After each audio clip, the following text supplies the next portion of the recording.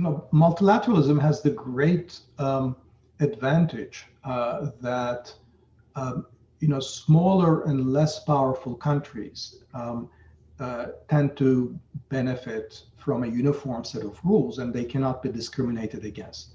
Whereas bilateralism is a regime where it becomes very easy for large and powerful countries to effectively manipulate their terms of trade, impose conditions that are able to extract the bulk of the gains from trade from individual trade partners. So if you're a small a developing country or a small country in general, or a lower income country, there's a lot that multilateralism is absolutely the way to go.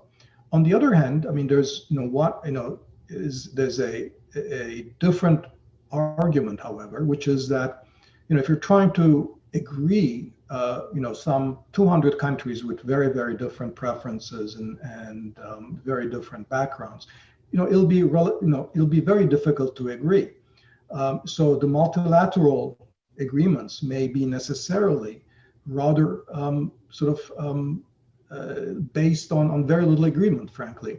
But there might be smaller group of like-minded countries that may be able to agree on a lot more. So in principle, the European Union can integrate much more deeply than the world economy as a whole. So we don't want a world where we're preventing, let's say North America or the European Union to integrate more deeply because they can agree more on common policies.